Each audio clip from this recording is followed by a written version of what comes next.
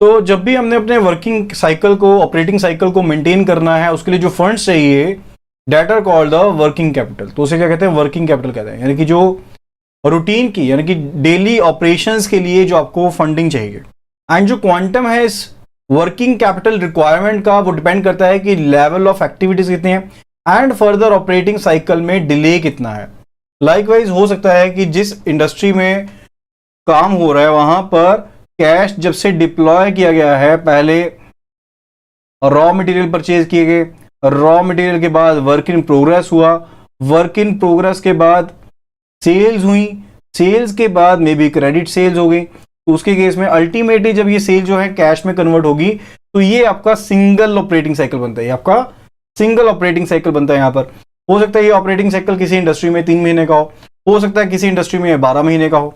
ठीक है, तो वो डिपेंड करता है इंडस्ट्री टू इंडस्ट्री। तो क्वांटम ऑफ वर्किंग कैपिटल की रिक्वायरमेंट कितनी है, कितना क्वांटम चाहिए, वो डिपेंड करता है कि लेवल ऑफ एक्टिविटीज, यानी कि एक्टिविटीज कितनी ज्यादा हो रही हैं।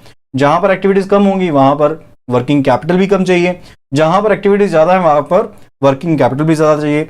इसी तरह से जो दूसरा फैक्टर है, that is regarding the delay in the operating cycle. अगर ऑपरेटिंग साइकिल में डिले है, यानी कि यहां पर अगर ऑपरेटिंग साइकिल लंबे समय के लिए चला जाता है, मान लीजिए 6 महीने के लिए चला गया ऑपरेटिंग साइकिल, तो वहां पर वर्किंग कैपिटल की रिक्वायरमेंट ज्यादा होगी। जहां पर ऑपरेटिंग साइकिल जो है वो कम हो गया, यानी कि मान लीजिए 2 महीने का वर्किंग साइकिल है, तो उसके केस में जो वर्किंग कैपिटल की रिक्वायरमेंट है वो भी कम होगी, क्योंकि अल्टीमेटली आपके पास जो कैश है वो रोटेट हो रहा है जल्दी। ठीक है, तो कंपोनेंट्स कौन कौन से हो सकते हैं वर्किंग कैपिटल के? जैसे रॉ मटेरियल हैं, कंज्यूमेबल्स हैं, वर्क इन प्रोग्रेस हो गया, फिनिश गुड्स के लिए, रिसीवेबल्स के लिए, या फिर जो आपके पैसे मिले अगर क्रेडिट सेल की है। ठीक है, एंड फर्दर इसके अलावा जो दूसरे एक्सपेंसेस है वो भी इसमें कवर्ड रहेंगे। तो वो फंड्स या वो कैपिटल जो रिक्वायर्ड है, जिसके साथ जो आपके करंट एसेट्स का रिक्वायर्ड लेवल है, यानी कि जो आपके करंट एसेट्स हैं ये एक पर्टिकुलर रिक्वायर्ड लेवल तक मेंटेन रहे, उसे हम क्या कहते हैं? That is called gross working capital. तो दोबारा से समझिए, वैसे जो करंट एसेट है वो हमारी क्या है? वर्किंग कैपिटल है, जिसके थ्रू आप क्या कर रहे हैं?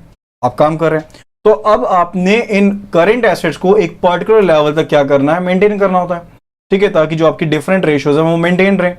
तो इन करंट एसेट्स को मेंटेन करने के लिए एक पर्टिकुलर लेवल के ऊपर आपको जितने करंट, यहां पर आपको जितने कैपिटल की रिक्वायरमेंट है, that is called gross working capital.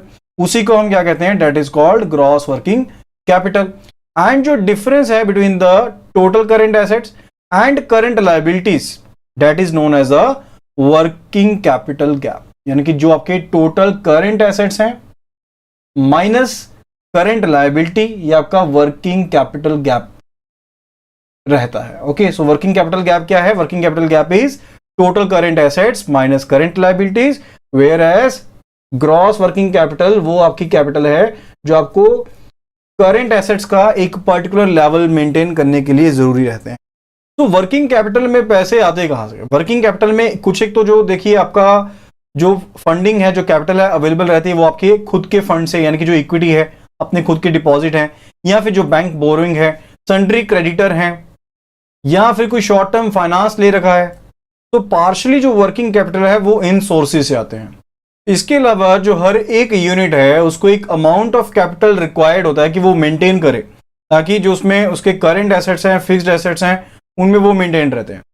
And ये जो लेवल ऑफ करंट एसेट है जो मेंटेन रहता है, पार्शली जो मेंटेन रहता है, that is by the current liabilities. Now we know कि जो लायबिलिटीज हैं वो क्या है? आपके सोर्सेज हैं। लायबिलिटी क्या है? आपके सोर्सेज ऑफ फंड्स भी तो होते हैं ना। तो कुछ एक जो सोर्सेज है वो कौन से हैं? जैसे आपकी बैंक बोरिंग होगी तो वो भी क्या है? आपकी लायबिलिटी है ना।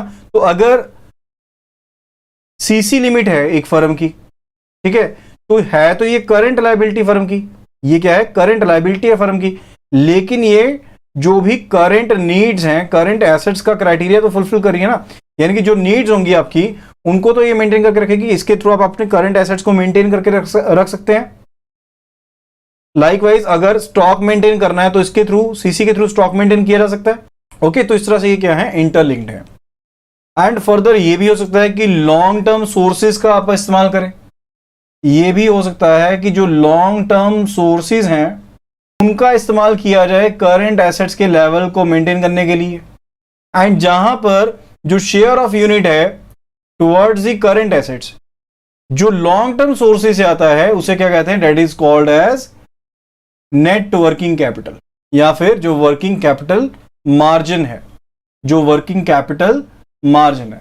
इस कंसेप्ट को इस तरह से समझिए कि आपकी नेट वर्किंग कैपिटल जो हमने कंसीडर की थी, that was net working gap actually, जो current assets minus current liability थी, वो आपका क्या था, वर्किंग कैपिटल गैप थी। ओके, अब यहां पर कुछ ना कुछ हो सकता है, जैसे बैंक ने मान लीजिए कहा कि वर्किंग कैपिटल गैप है आपका 5 लाख का, वर्किंग कैपिटल गैप है 5 लाख का, तो इसके बिहाफ पर बैंक ने कह दिया कि आपको जो लिमिट है वो सैंक्शन कर दी जाएगी, बाकी और चीजों को देखते हुए 4 लाख की आपको जो सीसी लिमिट है वो सैंक्शन कर दी जाएगी। तो 4 लाख तो आपका इससे कवर हो जाएगा, जो वर्किंग कैपिटल गैप था 4 लाख तो कवर हो गया, रह गया अब 1 लाख। तो 1 लाख जो है वो कहां से यहां पर कवर होगा, that will be covered from the long term sources, जो लॉन्ग टर्म सोर्सेज है वहां से 1 लाख कवर होगा। ठीक है, ये चीज समझ में आ गई। जो current asset minus current liability था वो क्या था, आपका वर्किंग कैपिटल गैप था। तो बैंक ने किस बेस पर फाइनेंस करना है, वर्किंग कैपिटल गैप के बेस पर फाइनेंस करना है। बैंक ने किस बेस पर फाइनेंस करना है, वर्किंग कैपिटल गैप के बेस पर फाइनेंस करना है। एंड यहां पर वो वर्किंग कैपिटल गैप कितना था, 5 लाख का था। तो बैंक ने बाकी चीजों को देखते हुए, स्टॉक लेवल को देखते हुए आपका जो सीसी लिमिट यहां पर तय कर दी, डेट वाज 4 लाख रुपीज, वो 4 लाख रुपए बना दी। अब 1 लाख रुपए गैप रह जाएगा फिर भी, लेकिन जो फर्म है उसे तो 1 लाख पूरा करना पड़ेगा ना, क्योंकि तभी उसकी लायबिलिटीज जो है वो कवर अप होंगी। ठीक है, तो वो जो 1 लाख है वो कहां से आएगा, that will come from the long term sources. Okay, यानी कि वो लॉन्ग टर्म सोर्सेज जो इन एक्सेस हैं, तो एक आपके रहते हैं शॉर्ट टर्म सोर्सेज, एक आपके रहते हैं शॉर्ट टर्म यूजेस। ठीक है, तो शॉर्ट टर्म सोर्सेज जो हैं वो आपके शॉर्ट टर्म यूजेस को पूरा कर सकते हैं। इसी तरह से आपके पास क्या है, लॉन्ग टर्म सोर्सेज हैं एंड लॉन्ग टर्म यूजेस हैं। तो जहां पर आपके जो लॉन्ग टर्म सोर्सेज हैं, दोज आर एक्सीडिंग, वो आपके ज्यादा हैं किससे, लॉन्ग टर्म यूजेस से। तो जितना अमाउंट ये ज्यादा है उतना अमाउंट आप यूज कर सकते हैं आपके शॉर्ट टर्म यूजेस में। तो ये जो वर्किंग कैपिटल मार्जिन है या फिर जो नेट वर्किंग कैपिटल है, इसको हम किस तरह से टर्म कर सकते हैं, excess of long term funds over the long term uses, excess of long term funds over the long term uses. And ये किस तरह से डिराइव कर सकते हैं हम, टोटल करंट एसेट्स एंड जो टोटल करंट लायबिलिटीज हैं उनका जो डिफरेंस रहेगा उसको फाइंड आउट करते हुए, इस डिफरेंस को फाइंड आउट करते हुए आपको ये पता लग जाएगा कि कितना अमाउंट आपको लॉन्ग टर्म फंड्स जो आपका एक्सेस है वहां से चाहिए उस गैप को फुलफिल करने के लिए।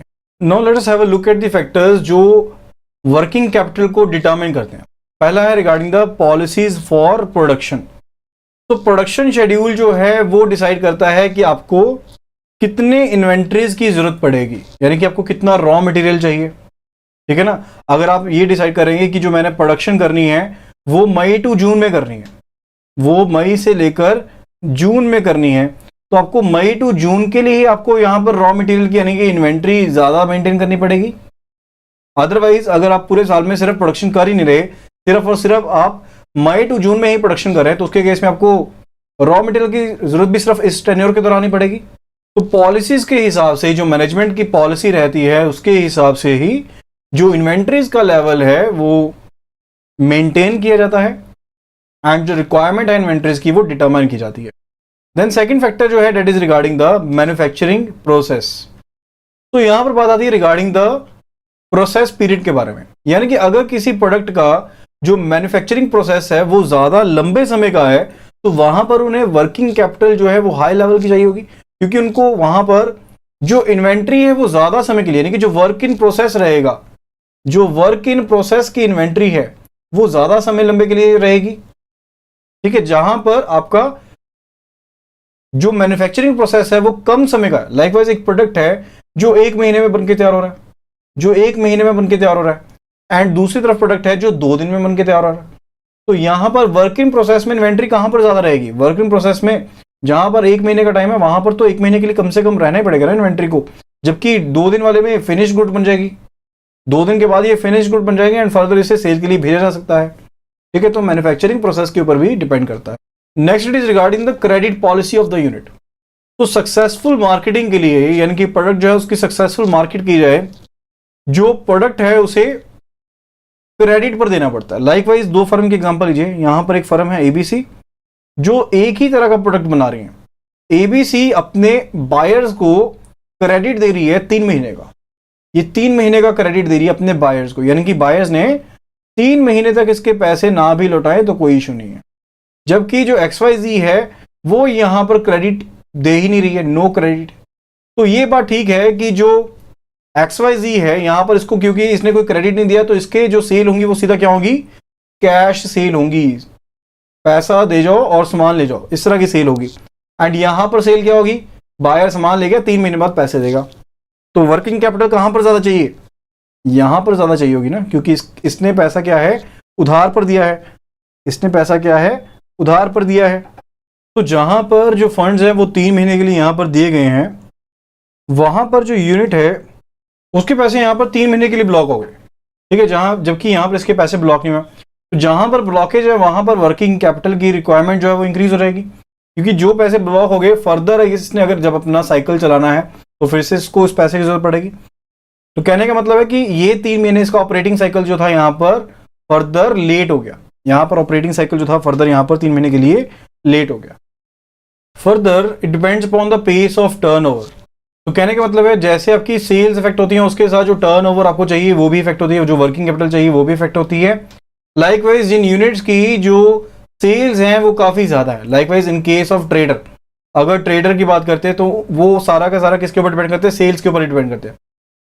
लेकिन इनकी जो कैपिटल नीड्स हैं, वर्किंग कैपिटल की जो नीड्स हैं, अगर हम इनको कंपेयर करें विद द मैन्युफैक्चरिंग यूनिट्स, तो ट्रेडर्स को वर्किंग कैपिटल जो है वो कम चाहिए rather than the manufacturing units, क्योंकि मैन्युफैक्चरिंग यूनिट्स के जो भी खर्चे हैं, चाहे वो फैक्ट्री का खर्चा है, चाहे वो वेजेस का खर्चा है, चाहे वो रॉ मटेरियल का खर्चा है, वर्क इन प्रोग्रेस का खर्चा है, ऑपरेटिंग हेड्स हैं, ठीक है, तो सभी के लिए उनको एक्सपेंसेस करने के लिए वर्किंग कैपिटल की रिक्वायरमेंट ज्यादा पड़ती है। तो मैन्युफैक्चरिंग यूनिट्स के बीच में कंपैरिजन किया जा सकता है बिटवीन द मशीनरी मैन्युफैक्चरर्स, जहां पर जो मैन्युफैक्चरिंग की जाती है यूजुअली किसके अगेंस्ट की जाती है, ऑर्डर्स के अगेंस्ट की जाती है। Then the other factor could be seasonality. Seasonality एक बहुत ही इंपॉर्टेंट फैक्टर है। लाइकवाइज जो वूलन प्रोड्यूस कर रहा है, लाइकवाइज कोई होजरी है जो वूलन को प्रोड्यूस कर रही है, अब वूलन की प्रोडक्शन के लिए जो वर्किंग कैपिटल की नीड्स होंगी वो तभी रिक्वायर्ड रहेंगी जब उनकी प्रोडक्शन चलनी है। अगर मान लीजिए उनकी प्रोडक्शन जो है that starts in July and August तक प्रोडक्शन चल रही है, अगस्त तक प्रोडक्शन चल रही है, तो उन्हें इसी टाइम के दौरान क्या चाहिए, ज्यादा वर्किंग कैपिटल की रिक्वायरमेंट है। अदरवाइज बाकी टाइम में तो उन्हें वर्किंग कैपिटल की रिक्वायरमेंट नहीं है। तो बहुत से ऐसे प्रोडक्ट्स हैं जिनकी सीजनल सेल है, जैसे कि कूलर्स हैं, रेफ्रिजरेटर्स हैं, एयर कंडीशनर्स हैं, फैंस हैं। लेकिन ऐसे यूनिट भी हो सकते हैं इनमें जो over the year regular basis पर प्रोडक्शन को करते जा रहे हैं। तो ये तो मैंने आपको एक सेक्टर के बारे में बता दिया कि वो प्रोडक्शन एक पर्टिकुलर टाइम पर करे, लेकिन ये भी हो सकता है कि जहां पर जो यूनिट है वो काफी बड़ा है, वो ओवर द ईयर प्रोडक्शन करता जा रहा है ताकि वो स्टॉकिंग कर सके, जैसे ही सीजन आए वो उसे बेच पाए। फाइन। इसके अलावा भी बहुत से फैक्टर्स हो सकते हैं जिनके ऊपर इन्वेंट्री का लेवल या फिर जो रिसीवेबल्स का लेवल है वो वेरी कर सकता है, एंड फर्दर जो वर्किंग कैपिटल की जो रिक्वायरमेंट्स हैं उनको चेंज कर सकते हैं। नेक्स्ट इट इज डाटा और इंफॉर्मेशन फॉर असेसमेंट। तो जो पार्टी है यानी कि जो बोरोर है उसको सभी एस्पेक्ट्स के साथ जो भी कंप्लीट डिटेल्स हैं वो सबमिट करनी पड़ती हैं, ताकि जो भी प्रॉपर असेसमेंट है कि कितना फंड रिक्वायरमेंट है वर्किंग कैपिटल के अंडर उसको असेस किया जा सके। एंड फर्दर जब भी कोई इंफॉर्मेशन या फिर जो डाटा है वो मंगवाया जाता है बोरोर से, तो उस समय पर एक डिस्टिंक्शन जो है वो ये की जाएगी कि जो यूनिट है वो नया यूनिट है या फिर वो एग्जिस्टिंग यूनिट है। तो सबसे पहले बात करते हैं रिगार्डिंग द न्यू यूनिट।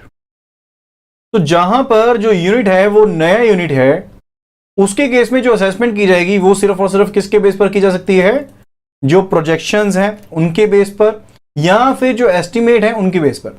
यानी कि एक पार्टी ने अपनी एप्लीकेशन में अपने प्रोजेक्ट रिपोर्ट में कुछ ना कुछ एस्टिमेट बताए होंगे कि मुझे एस्टिमेशन है कि जो सेल्स हैं वो इतनी होंगी, ठीक है, या प्रोजेक्शन दी जा सकती है उस चीज के रिगार्डिंग। तो यहां पर बैंक ब्रांच का काम ये है कि उन्होंने चेक करना है कि ये जो एस्टिमेट्स हैं ये जो एजम्पशंस हैं वो मेल खाती हो उस तरह की ऑर्गेनाइजेशंस के साथ जो उसी तरह के व्यापार में, उसी तरह के बिजनेस में लगी हुई हैं, उसी तरह की एक्टिविटी में लगी हुई हैं। लाइकवाइज अगर फर्म ए यहां पर वाटर प्योरीफायर प्रोड्यूस करना चाहती है, उसके लिए इसने एस्टिमेशन दी है, तो सेम लाइन में और भी तो वाटर प्योरीफायर बनाने वाली कंपनीज होंगी, ऑर्गेनाइजेशंस होंगी, तो उनके साथ कंपेयर किया जा सकता है डाटा को। फर्दर ये जो डाटा है वो इंडस्ट्री वाइज डाटा अवेलेबल हो सकता है from the reserve bank of India publications या इंडस्ट्री प्रोफाइल्स के थ्रू, सर्कुलर्स के थ्रू, तो उनसे वो डाटा मैच किया जा सकता है। उसके बाद बात आती है रिगार्डिंग द एग्जिस्टिंग यूनिट। जहां पर यूनिट जो है ऑलरेडी एग्जिस्ट कर रहा है, वहां पर जो प्रोजेक्शंस दी जाएंगी उनको कंपेयर किया जाएगा पिछले साल के परफॉर्मेंस के साथ, पिछले साल के डाटा के साथ, एंड क्रॉस चेक किया जाएगा कि जो प्रोजेक्शंस हैं वो मेल खाती भी हैं पिछले साल के काम के साथ या नहीं खाती हैं। लाइकवाइज अगर पिछले साल सेल्स थी 5 करोड़ की एंड इस साल सीधा ही सेल शो कर दी कि हो जाएगी, प्रोजेक्शन जो होगी that would be around 7.5 crore, तो उसके रिगार्डिंग एक जस्टिफिकेशन होनी चाहिए कि अगर इतना ज्यादा अब्रप्ट यहां पर चेंज हो रहा है सेल्स में तो वो किस तरह से होगा एंड ये वायबल है भी या नहीं है। फर्दर एग्जिस्टिंग यूनिट्स के केस में पिछले साल का डाटा, करंट साल का डाटा एंड प्रोजेक्टेड जो डाटा है वो अवेलेबल होना चाहिए। तो no let us have a look at the case की ऑपरेटिंग साइकिल मेथड का इस्तेमाल करते हुए हम वर्किंग कैपिटल को किस हिसाब से डिटरमिन करेंगे। तो रॉ मटेरियल को एक्वायर करने से लेकर उसको होल्ड करने का जो एवरेज टाइम पीरियड है, यानी कि raw material average holding period, this is given to be 90 days, ये दिया गया है 90 डेज का। फर्दर उसके बाद इसको प्रोसेस करने में जो टाइम लगता है that is 20 days. Further average holding period जो है फिनिश्ड गुड्स का, यानी कि आपने प्रोसेस कर दिया, फिनिश्ड गुड्स बन गई, तो एवरेज होल्डिंग टाइम यहां पर हम देख रहे हैं रिगार्डिंग द फिनिश्ड गुड्स, तो ये टाइम कितना है, दिस इज फॉर 10 डेज, यानी कि 10 दिन तक जो गुड्स आपने फिनिश्ड गुड्स बनाई हैं वो आपके पास होल्ड में रहेंगी। फर्दर आपने बिल्स यहां पर ड्रॉ किए गए होंगे, तो यहां पर एवरेज कलेक्शन जो पीरियड है बिल्स का, average collection period of bills, ये कितना टाइम दिया गया है, that is given to be 30 days.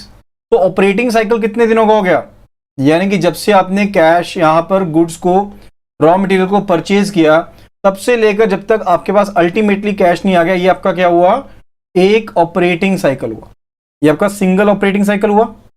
ठीक है, तो ये टोटल डेज कितने हुए, 90 + 20 110, 120 एंड 30 दैट इज 150 डेज का यहां पर आपके पास एक ऑपरेटिंग साइकिल बन गया। सो अगर हम कहें कि ये डाटा है कंपनी XYZ का, ये कौन सी कंपनी का डाटा है, कंपनी XYZ का डाटा है, एंड इसका जो टर्नओवर फोरकास्ट है, यानी कि फ्यूचर में जो इसकी टर्नओवर रहेगी, आने वाले समय में जो इसकी टर्नओवर रहेगी, तो उसका जो फोरकास्ट दिया गया है दैट इज 1 लाख। वो कितना दिया गया है, 1 लाख रुपए का दिया गया है। एंड जो ऑपरेटिंग एक्सपेंसेस बताए गए ये आपकी होगी टर्नओवर दिया गया जो, ठीक है। उसके बाद है रिगार्डिंग द ऑपरेटिंग एक्सपेंसेस, यानी कि इसको चलाने में जो खर्चे लगेंगे, मे बी रेंट के केस में, वेजेस के केस में, तो जो भी आपके ऑपरेटिंग एक्सपेंसेस रहेंगे इस केस में, 2000 एज्यूम्ड टू बी, उन्हें हम एज्यूम कर लेते हैं 80,000। ठीक है, अगर हम इस ऑपरेटिंग साइकिल के हिसाब से देखें तो एक साल में कितने ऑपरेटिंग साइकिल होंगे, तो that will be equal to number of operating cycle. अगर देखें एक साल में कितने साइकिल्स होंगे, that will be equal to 365 total number of days in a year divided by 150। तो इसे हम जब कैलकुलेट करते हैं that comes out to be 2.43, यानी कि एक साल में 2.43 ऑपरेटिंग साइकिल्स जो हैं वो कंप्लीट होंगे। तो यहां पर टर्नओवर फोरकास्ट दिया गया है एंड ऑपरेटिंग एक्सपेंसेस बताए गए हैं, तो टोटल ऑपरेटिंग एक्सपेंसेस कितने आपके पास 80,000 है जो पूरे साल में होंगे। ठीक है, ये एस्टिमेट किसका दिया गया, ऑपरेटिंग एक्सपेंसेस का एस्टिमेट दिया गया है अगले साल का। तो आपको यहां पर कितनी टर्नओवर रिक्वायर्ड होगी, डेट वुड बी, जो यहां पर वर्किंग कैपिटल रिक्वायरमेंट होगी XYZ को, that would be equal to जो आपके ऑपरेटिंग एक्सपेंसेस हैं डिवाइडेड बाय जो नंबर ऑफ आपके ऑपरेटिंग साइकिल्स होने वाले हैं एक साल में, डेट इज 2.43। तो इसको जब हम कैलकुलेट करेंगे that comes out to be equal to 33,000। तो जब हम वर्किंग कैपिटल को डिटरमाइन करते हैं using the operating cycle method, तो यहां पर हम क्या देखते हैं कि जो वर्किंग फंड्स आपको चाहिए, जो वर्किंग फंड्स यहां पर रिक्वायर्ड हैं, ये किसके ऊपर डिपेंड करते हैं, these depend upon the level of the operating expenses, जो ऑपरेटिंग एक्सपेंसेस का लेवल है उसके ऊपर डिपेंड करते हैं, लेंथ ऑफ ऑपरेटिंग साइकिल के ऊपर डिपेंड करते हैं। तो पहली चीज है किसके ऊपर डिपेंड करते हैं, on the level of operating expenses. Second it is length of operating cycle.